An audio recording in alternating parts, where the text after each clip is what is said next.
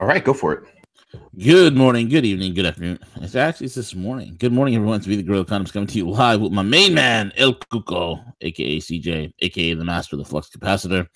We give you the news, the views, and all the information important to you. Check us out, roguemoney.net. Follow us on Twitter at the Rogue Money and Gab, as well as Steemit, DTube, and every single podcasting app known to humanity. We're everywhere you want us to be in a bag of chips. Also, check out our sponsors, remaincom.net, remaincom.net, whether it is, helping you out with your debt or you need personal and or business funding, remaincom.net is the place to get it done. Also, guys, check out the cryptoschool.io, the cryptoschool.io, where people are kicking butt and taking names and making a killing. Excuse me, doing it. My God, CJ, I haven't slept. I know, man. We've been like working around the clock, getting everything all ready for this year, and I can't believe that we're here almost to May, right? So, but we're getting there. We're getting there. Yeah, we are, man. We are. We got some major project in the works set to be unleashed right around the corner. So, let's get into it. Let's get it on. Let's get it on. Let's start off with the first one. Wow, I'm a wreck. Hey, real quick, V, before we start too, I just want to let our fans know, and I meant to post this yesterday and let them know, but don't go too far. We're gonna run through just a list of topics just real quick, but don't go too far because at 10 a.m. Eastern Standard Time, Jim Willie, the Golden Jackass, is going to be with us, and we're going to be going live. Absolutely. But yeah, I mean, what about that crazy incident? Up with the guy running another incident where another van was used to maul people over. This one sounded pretty bad. I think he killed like 8 or 9 people. I don't know the background yet. I haven't researched it a whole lot, but my gosh, they said he went like hundreds of yards down this road going about 56 miles an hour, jumped on the sidewalk, started just, ramming people over. I mean, my gosh, some person, not that it could have been stopped, totally, but, somebody with a firearm, to potentially, shoot the tires, shoot the driver, what have you. But it sounded like this went on for a pretty good distance on a very crowded street. V is crazy. This is the type of thing, like, you have mentally sick people who will imitate what they see, everywhere else. And this being Canada, Justin Trudeau's home, where there's no mankind, there's only people kind. You can expect this kind of sort of behavior. Now, this gentleman, this individual, if it was anywhere else, it's sad to see what happened, but if it wasn't a well-armed society, they would have opened up a couple of clips on this guy, and it would be the end of the story. But it is what it is, man. You know what? It's the lunatics that are running the Canadian Parliament. If you look at this, CJ, this is what gets me. You look at every single Western government in the world; they're all run by sycophant cronies and psychopaths. Every single one of them. And it's happening in this country as well, and that's why we have you see that Trump is trying to fight against it. You see that this is the last bastion. I'm not kidding when I say we're the last holdout. If we go down, it's going to be quite bad. All right, it's going to be quite bad because I don't know how they're going to be prosecuting this guy whatsoever, man. So it's going to be interesting to see how this thing plays out. Yeah, and you nailed it. That's exactly true. And the other thing too, V, is, and I've been watching this on social media, the news, and I know you're going to have a lot to say about this. Just amazing that people are trying to have this love affair with the Bush family and George W. Hospitalized, and he's going to die from broken heart syndrome. This is such a tragic love story. I just it makes me want to vomit when I hear stuff like that. Yeah, absolutely, man. This psychopath, this evil psychopath. I love it. Like as old as he's gotten, he can no longer hide his psychopathy. You can no longer hide it, and you can see the many pictures of him. The guy is out of his gourd. Let's all pray right now for George H.W. Bush. Let's just pray for Bush 41. Let's pray that his transition into eternal hell will be a very slow and extremely painful one. let's pray the angels of God himself will surround George H.W. Bush's bed and carry him off into hell and drop his soul there where not Henry Kissinger, but Zbigniew Brzezinski is waiting for him there. So is his old butt buddy, David Rockefeller. He's over there. Same thing with King Faisal of Saudi Arabia. He's over there. So with Janet Reno. So with all these sick, twisted psychopaths that are there. These assholes wanted to be able to download their consciousness. Well, it's too late, Georgie boy. You're on your way out. May you rest in hell. May you rest in pieces. May you rest in hell, you bastard. This is a guy who has a ridiculous amount of blood on his hands. And if you know the evil, okay, the abject evil, and you get past read my lips, no new taxes, I'm not gonna do it. Read my lips, a new world order. We're the new world order. You get past his fake, his fake guy niceties. You get past all of that. And what you have is literally a satanic individual. And so I hope that, and it makes me sick, and I'm glad that Aleister Crowley's daughter died a few days ago. I'm glad about that. And you know what? It's also very symbolic that President Trump did not even attend that funeral. And I don't think President Trump will attend this funeral either. And it just goes to show. So I'm happy about this, Siege. So let's pray this bastard dies horribly. Yeah, and I know our listeners are aware of it, but to many, they're not, regarding the amount of crime that this family has brought forth, the amount of harm globally dating back to his father, Prescott Bush. Man. Dating back to the early 1900s. The criminality with Prescott Bush, the bankster, financing basically Hitler's, war machine, everything that this family has been involved with, his ties, George Bush's ties to the CIA, a lot of speculation, potential involvement with the assassination of JFK.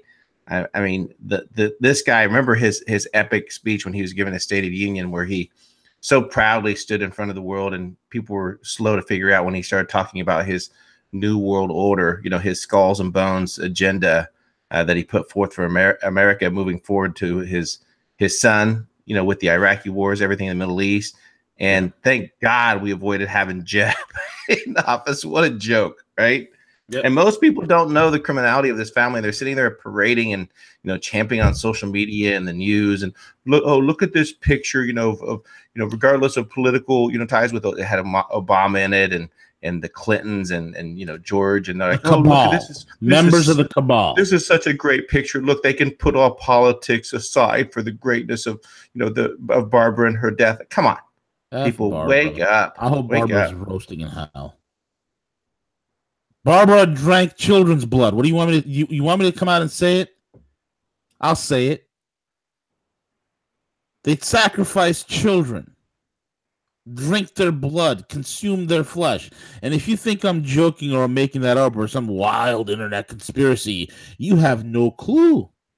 You have no clue on how this world really works.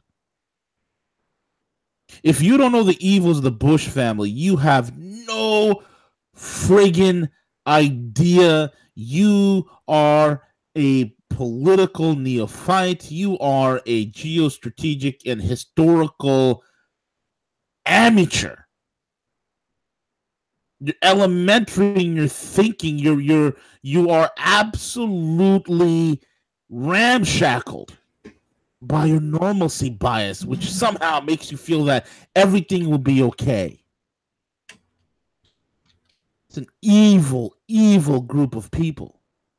And if you could not figure that out, if you cannot spend 5 to 10 minutes on a simple Google search to verify the veracity of these claims, you have no clue. You don't know how this world works. I'm glad they're gone, CJ. I wish more of them would go.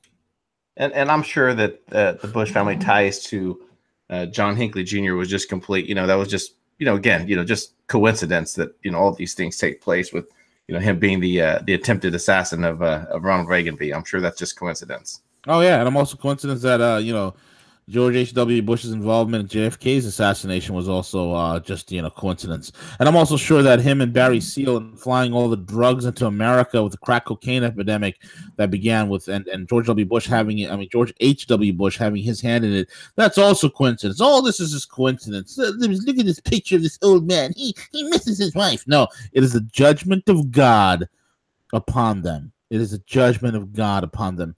Let the bodies hit the floor. Let the bodies hit the floor.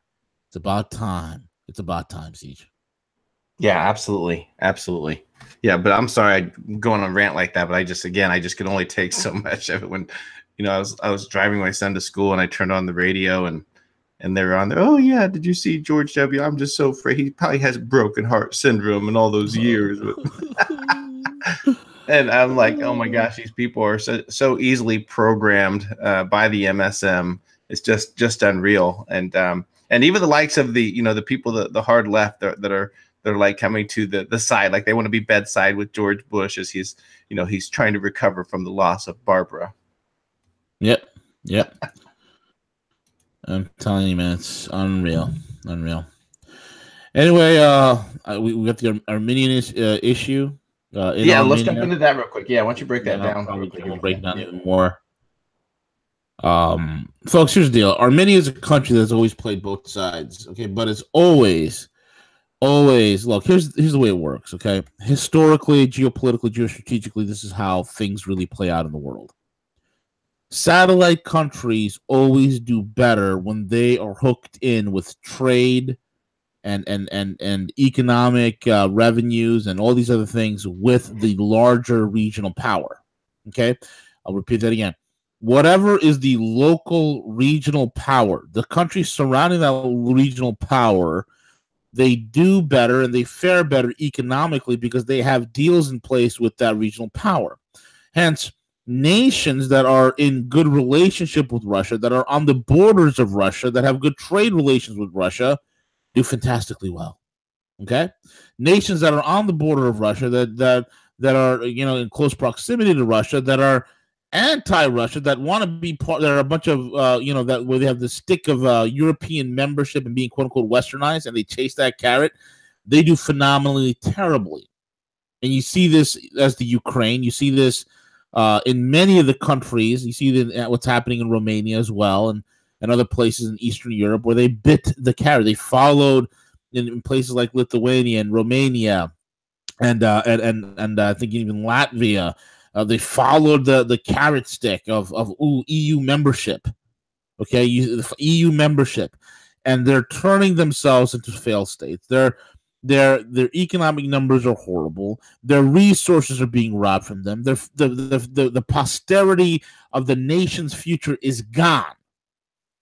Meanwhile, those that are close proximity to Russia are doing they're doing great. They're doing fine. Same case can be made for China. Countries that are close to China, that trade with China, that have good relations with China, do well. So that has always been the historical case. And, you have a strong regional power. The smaller nations surrounding that regional power will always do and fare economically well when they are in good relation. But you see, over the course of several decades, you had George Soros and CIA NGOs that have come into Armenia, right? They have come into Armenia because, look, you don't need to forget. You don't need to forget. To understand Armenia, you have to understand what happened on 888, on August the 8th, 2008, when South Ossetia in Georgia, when Georgian forces, under the coercion of U.S. operators, attacked South Ossetia, trying to take it back from Russia or Russian control. Russians smashed it. You see, the West has always been trying to get up in the borders of Russia, try to surround her. In over 800 years of dealing with this nonsense, the Russians understand that having a European power or European influence or European military forces right near the Russian border is not something that they like. They don't like it. So what's happening here, you've had a overthrow of a government that's in Armenia, and we're possibly going to be seeing is probably a Western stooge put in power in Armenia. We shall see. But also in the greater scheme of things, Armenia is insignificant as a country. It's insignificant as a country. So that is how what's being played. Deep State continues its ramshackling throughout the world wherever it can. Wherever it could stick its tentacles in, you can expect the Deep State to do so. So that's the situation in Armenia. Giving you guys the latest update. Excellent, V. Yeah, and just a real quick, preview leading up to Jim coming on. Lots going on in the Middle East. We definitely need to talk about the continuation demise, of the dollar. But we want to save that for Jim because obviously he'll be going into a lot of detail regarding that, V. Absolutely. With that being said, folks, sorry for the short morning. I haven't slept. I think I went to sleep sometime between 3 and 4 in the morning. So with that being said, we're over now. Take it away, El Cuco.